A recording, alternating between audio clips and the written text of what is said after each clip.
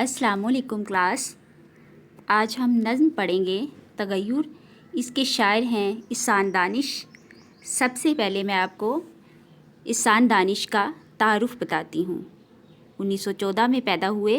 पूरा नाम इहसानुल हक और तख़ल्लुस भी एहसान था। अपने वालिद काज़ी दानिश अली की निस्बत से अपना पूरा नाम एहसान बिन दानिश लिखते थे। इस तरह इहसान दानिश मशहूर हुए। इब्तदा में इनके माली हालात अच्छे नहीं थे, इसलिए इन्होंने वक्तन फ़ौक्तन मामूली काम किए। इहसान दानिश ने किसी ज़माने में अनारकली लाहौर की बगली सड़क एबिक रोड पर मकतबा दानिश भी कायम किया था, जहां वो किताबों का कारोबार करते थे। इहसान दानिश के कलाम में नज़्म, गज़ल, नात, कता, रुबाई, गीत सब कुछ मिलता है, लेकिन इनकी असल शोहरत बियानिया नज़मों की वजह से है।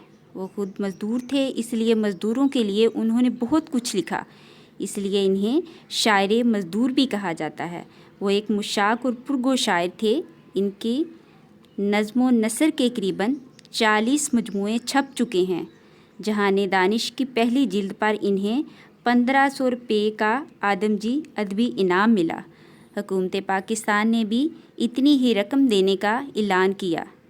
23 मार्च 1978 को हुकूमत पाकिस्तान ने इन्हें सिताराए इम्तियाज़ से नवाजा। 1982 में इंतकाल कर गए। आइए अब हम बाकायदा ये तग़य्युर नज़्म पढ़ के देखते हैं, जिसका पहला शेर है। ए हमनशीं कलाम मेरा ला कलाम है, सुन ज़िंदगी तो गैरे पहम का नाम है। शायर पहले ही शेर में कह रहे हैं, ए हमनशीं मेरा कलाम हर किस्म के शक व शुबा से बाला है, गौर से सुनो कि ज़िंदगी मुसलसल तब्दीली और इनकलाब का नाम है। शायर ने इस शेर में फ़लसफ़ियाना नुक्ता बयान किया है। इहसान दानिश अपने साथी से मुखातिब होकर कहती हैं कि ए मेरे हमनशीं, मेरी बात एक अटल हकीकत है। मेरी शायरी में ऐसी बात है जिसमें मज़ीद गुफ्तगू की गुंजाइश नहीं। मेरी गुफ्तगू गौर से सुनो, ज़िंदगी मुसलसल तब्दीली और इनकलाब का नाम है। इस कायनात की कोई शय साकिन नहीं, हर शय तड़पती, मचलती और मुतहरिक नज़र आती है। क़याम और सुकून व सबात नज़र का धोखा है। बकौले इकबाल, फ़रेबे नज़र है सुकून व सबात, तड़पता है हर ज़रा कायनात। गोया सिर्फ़ हरकतो अमल ही हकीकत और ज़िंदगी है। इससे ये नुक्ता भी सामने आता है, ज़िंदगी भी मुसलसल तग़य्युर का नाम है और तग़य्युर मुसलसल जद्दोजहद का मुतकाज़ी है। इंसानी ज़िंदगी में तब्दीली और तरक्की तग़य्युर की बदौलत मुमकिन है कि मौजूदात फ़ितरत की तरह इंसान भी अज़ल से तग़य्युर व तबद्दुल का ख़वाहा है। इसी तग़य्युर पसंद फ़ितरत ने आदम को जन्नत से कूच करने पर मजबूर किया। इंसान और फ़ितरत दोनों तग़य्युर के लिए हमावक्त मसरूफ़ अमल हैं, और ये भी हकीकत है कि जो जितनी जद्दोजहद करता है वो अपनी ज़िंदगी में इतना ही तग़य्युर लाता है। ये शेर तज़ाद सल्बी का है, कलाम और ला कलाम। कलाम के साथ ला का इजाफ़ा करने से मफ़हूम यकसर बदल गया है। ये शेर सबक आमोज़, सादा, रवां और आम फ़हम है। बकौले शायर, तग़य्युरात से दुनिया संगार करती है, ज़िंदगी मौत का इंतज़ार करती है। अगला शेर, रातों को है सहर की तजल्ली का इंतज़ार, है हर सदा फ़राक़ी खामोशी में बेकरार। शायर कह रहे हैं, रातों को सुबह की रोशनी का इंतज़ार रहता है और हर सदा फ़राक़ी खामोशी में बेचैन है। यानी हर आवाज़ तमन्नाई है कि अब थोड़ी देर के लिए खामोशी हो जाए। फ़ितरत के ख़ास रंग के गमाज़ इस शेर में शायर ने लैलो नहार के अंदर छुपी बेचैन इनकलाब की आवाज़ को सहर की तजल्ली के जमालियाती रुख और फ़राक़ी खामोशी में बेकरार सदा के हवाले से बयान किया है। रात के वक्त हर शय अंधेरे में छुपी होती है, हत्ता कि शब यानी सख्त तारीक रात, साल की सबसे लंबी रात, जब सूरज برجدی میں داخل ہونے کو ہوتا ہے اور سارے جہاں پر سکوت مرگ طاری ہوتا ہے، ہر طرف تاریکیوں نے ڈیرے ڈالے ہوتے ہیں۔ ایسے میں رات بڑی بے تابی و بے قراری سے صبح کی روشنی کی منتظر ہوتی ہے کہ کون سا لمحہ ہو ستارے آسمان سے رختے سفر باندھے۔ شاعر کہتا ہے کہ جہاں راتوں کو سحر کی تجلی کا انتظار ہے، وہیں آواز بھی خاموشی کے ہجر میں بے تاب و بے قرار ہے۔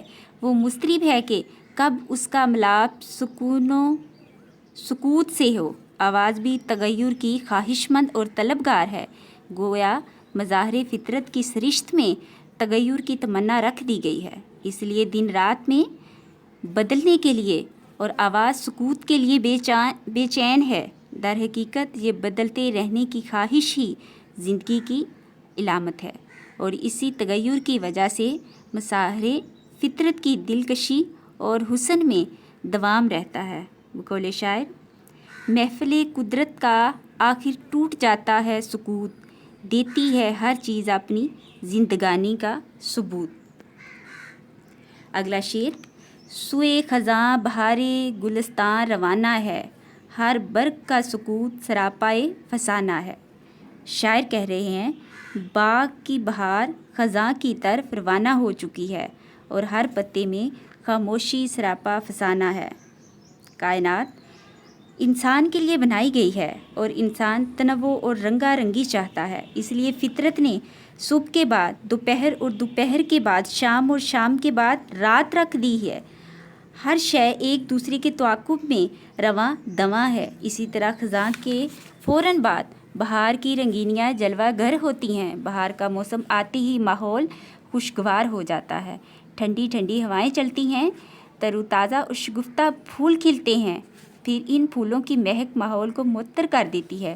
پرندے چہچہا کر اور زمزمہ پردازی کر کے خوشی اور مسرت کا اظہار کرتے ہیں۔ یہ روح پرور نظارے انسانی نگاہوں کو سکون اور دلوں کو فرحت بخشتے ہیں، لیکن افسوس کہ بہار کا یہ دلکش اور دل فریب موسم وقت کے دریچوں سے مہوش دلربا کی مانند ہلکی سی جھلک دکھا کر سوئے خزاں کی طرف رختے سفر باندھ لیتا ہے۔ ایسی ہی تغیر پذیر صورتحال کا ذکر شاعر نے اس شعر میں کیا ہے کہ احسان دانش کہتے ہیں بہار کا قافلہ خزاں کی طرف روانہ ہو گیا ہے اور آہستہ آہستہ پھولوں کا شیرازہ بکھرتا جا رہا ہے۔ پھولوں کی پتیاں اور درختوں کے پتے بھی خاموش ہو گئے ہیں۔ ان کی اس خاموشی میں ایک داستان علم پوشیدہ ہے۔ شاعر دراصل کہنا چاہتا ہے کہ گلشن جہاں میں کبھی خزاں اور کبھی بہار کا دور دورہ ہوتا ہے، حالات تبدیل ہوتے رہتے ہیں، دنیا کی ایک سی حالت پر نہیں رہتی۔ تعمیری پہلو یہ ہے کہ دنیا میں تغیر ہی ہے ترقی کی راہ استوار کرتا ہے۔ ہاتھ پر ہاتھ دھرے منتظر رہنے سے کبھی بھی تبدیلی نہیں آتی۔ بہار کے بعد خزاں کے آنے سے پریشان نہیں ہونا چاہیے، یعنی اچھے دنوں کے بعد اگر برے دن آ جائیں تو انہیں تبدیل کرنے کے لیے جدوجہد کرنی چاہیے کہ تغیر میں جو مزہ ہے وہ سکون، سکوت اور جمود میں نہیں۔ اگلا شعر: نکہت کی کوششیں کہ نکلنا نصیب ہو، موسم کو یہ لگن کے بدلنا نصیب ہو۔ شاعر کہہ رہا ہے خوشبو غنچے سے باہر نکلنے کے لیے کوششیں کرتی رہتی ہے اور موسم کی خواہش ہے کہ اسے بدلنا نصیب ہو۔ شاعر نے اس شعر میں بھی تغیر کو موسم اور خوشبو کے حوالے سے بیان کیا ہے کہ فطرت کا اپنا نظام ہے، رات اور دن کا عدل بدل، موسموں کا الٹ پھیر، خوشی اور غم کا دائمی ساتھ، اور بہار و خزاں کا ایک دوسرے کے تعاقب میں رہنا ایک نظام اور اصول کے تحت ہے۔ بہار کے موسم میں غنچے اور اپنے فطری حسن میں حسین دکھائی دیتے ہیں، لیکن خوشبو بند کلیوں اور غنچوں میں اس امر کے لیے بے بس، بیکل اور بے قرار، مضطرب اور بے چین ہوتی ہے کہ وہ بھی باہر نکلے۔ شاعر اس شعر میں کہتا ہے جس طرح تبدیلی مقصد حیات ہے، اس طرح تبدیلی کی یہ خواہش ہر چیز کے اندر سے اٹھتی ہے، یہ بیرونی مظہر کی محتاج نہیں۔ ہر شے تبدیل ہونے کے لیے تڑپتی ہے۔ زندگی کا دارومدار حرکت پر ہے، کائنات کا پورا نظام اسی کے بل بوتے پر چل رہا ہے، کسی شے کو قرار نہیں۔ یہ شعر سادہ، سلیس اور رواں ہے۔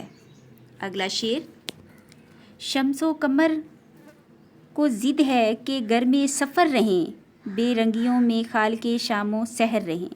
شاعر کہہ رہا ہے شمس و قمر مسلسل سفر کرنے پر بضد ہیں کہ اس طرح سے بے رنگ کائنات میں صبح شام کے خالق بنتے رہیں۔ شاعر کہتا ہے کہ کرۂ ارض پر ان دو اہم ارکان کی وجہ سے ساری تبدیلیاں ظہور پذیر ہوتی ہیں، انہی کی وجہ سے دنک رنگ بکھرتے ہیں، اور یہ ایسے راہی ہیں جو نہ تو راستہ بھولتے ہیں، نہ ہی تھکن کا شکار ہو کر غمگین ہوتے ہیں، بلکہ منزل پر پہنچنے کی لگن میں کسی لاڈلے بچے کی طرح اپنی ضد پر قائم و دائم آگے بڑھتے رہتے ہیں۔ بقول شاعر، ہوئی جاتی ہے کیوں بےتاب منزل، مسلسل چل رہا ہوں آ رہا ہوں۔ اسی شعر میں شاعر نے چاند اور سورج کو خالق کہا ہے جو قوت تخلیق رکھتے ہیں۔ جس طرح خالق حقیقی کے سامنے کن فیکون ہاتھ باندھے منتظر کھڑے رہتے ہیں، اس طرح یہ عناصر فطرت شام و سحر کو تخلیق کرتے ہیں کہ سورج اپنے آفاقی چہرے سے ہر علاقے اور خطے کو آب و تاب بخشتا ہے۔ پھر کاغا بولا گھر کے سونے آنگن میں، رت آئی پیلے پھولوں کی۔ سورج کے طلوع ہوتے ہی آسمان کا مور مستی سے ناچ اٹھنا، اس کی روشنی میں ریت کے ذرات ستاروں کی چمک کی طرح اٹھنا اس کا تغیر کے لیے بے چینی ہے۔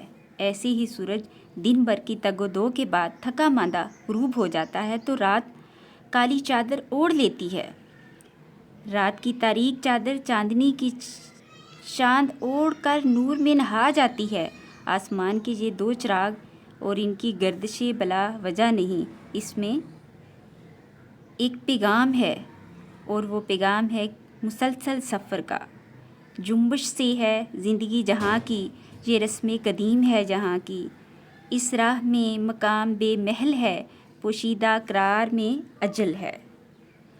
اگلا شعر، شہروں میں انقلاب، بیاباں میں انقلاب، محفل میں انقلاب، شبستان میں انقلاب۔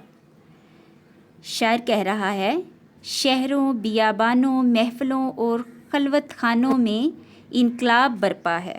اس شعر میں شاعر نے تغیر کی فسونکاری بیان کی ہے۔ وہ کہتے ہیں کہ انقلاب کایا پلٹ دینے والی وہ قوت ہے جو زندگی میں موجود جمود کو توڑ پھوڑ کر رکھ دیتی ہے، اور اس توڑ پھوڑ اور شکست و ریغ کے بعد نمایاں تبدیلی نظر آنے لگتی ہے، اور اس کی غیر معمولی قوت و شوکت بڑی گھن گرج سے دکھائی دیتی ہے۔ یہ اضطراب تغیر کے بغیر رونما نہیں ہو سکتا، اور سکونی تصورات و سکونی حالات کسی انقلاب اور تبدیلی کو پیدا نہیں کر سکتے۔ گویا انقلاب زندگی کا دوسرا نام ہے۔ شہروں ہی میں نہیں، بیابانوں، ویرانوں اور جنگلوں میں بھی ہر وقت انقلاب کا نعرہ بلند ہوتا ہے، اور اسی جذبہ انقلاب ہی سے رونق ہے۔ اگر انقلاب نہ ہو تو تبدیلی نہ ہو، زندگی رک کر رہ جائے، زندگی سے رونق و رنگینی ختم ہو جائے، ہر طرف یک رنگی نظر آئے، ترقی ایک خواب بن کر رہ جائے۔ یہی وجہ ہے کہ انسان ہر جگہ تبدیلی کا خواہاں ہے، وہ شہر و بیاباں اور جلوت و خلوت میں تبدیلی چاہتا ہے۔ بقول شاعر، کسے قرار جہاں میں مدام حاصل ہے، یہ انقلاب ہے جس کو دوام حاصل ہے۔ اگلا شعر، کس پر یہاں تغیر نو کا فسوں نہیں، اس بزم میں نصیب کسی کو سکوں نہیں۔ شاعر کہہ رہا ہے اس دنیا میں نئی تبدیلی کے جادو کا کس پر اثر نہیں، اس محفل دنیا میں کسی کو سکون نصیب نہیں۔ پہلے شعر سے لے کر آخری شعر تک شاعر نے مسلسل زمین فضا کی ہر چیز کو تبدیلی کے لیے بے قرار دکھایا ہے، اور یہاں دنیا کی ہر چیز کو ہر طرف نظر دوڑا رہے ہیں کہ ہر طرف ہی تغیر کا جادو چڑھا ہوا ہے۔ اس شعر میں شاعر نے استفہامیہ انداز میں دریافت کیا ہے کہ اگر کائنات پر نظر دوڑاؤ تو تمہیں عالم افلاک میں بھی ہر چیز انقلاب وقت کا سامنا کرتی نظر آئے گی۔ تمام مظاہر فطرت، صبح شام، خزاں، بہار، سورج، چاند، شہر، جنگل، محفلیں، خلوت گاہیں، سب انقلاب کے سحر میں گرفتار ہیں۔ جیسا کہ اقبال نے کہا ہے، سکون محال ہے قدرت کے کارخانے میں، ثبات ایک تغیر کو ہے زمانے میں۔ غرض یہ کہ کوئی بھی چیز تغیر و تبدیلی کی جادوگری اور سحر سے بچ نہیں سکتی۔ اس شعر میں ہمیں دنیا کے بارے میں اقبال کے نظریے کی باز گشت سنائی دیتی ہے۔ اس دنیا کے تصویر خانے کی بنیادی خصوصیت اس کا تغیر پذیر ہونا اور ہر دم رنگ بدلتے رہنا ہے۔ اس بزم کو تغیر کے رنگ سے تخلیق کیا گیا ہے۔ اس کی کسی شے کو ثبات، دوام اور سکون میسر نہیں۔ یہی حال انسان کا بھی ہے۔ اس بزمی جہاں میں ہر شخص تغیر کے بیٹھ جانے کا مطلب یہ ہے کہ انسان ترقی نہیں کرنا چاہتا۔ مسلسل کوشش ہی انسان کی توانائیاں زندہ رکھنے کی وجہ ہے۔ سکون و سکوت تو موت ہے۔ شاعر کہتا ہے کہ کون سا شخص ایسا ہے جس پر تغیر کی فسونکاری کا اثر انداز نہیں۔ نظام دنیا ایسے ہی چل رہا ہے۔ تاریخ انسانی یا پوری انسانیت کا جائزہ لے لیا جائے، تاریخ کو دیکھ لیا جائے تو ہمیں پتہ چلتا ہے انسان نے محنت ہی سے کائنات کو سجا بنا کر بستیاں آباد کی ہیں۔ یہ سب کچھ تغیر کا کرشمہ ہے۔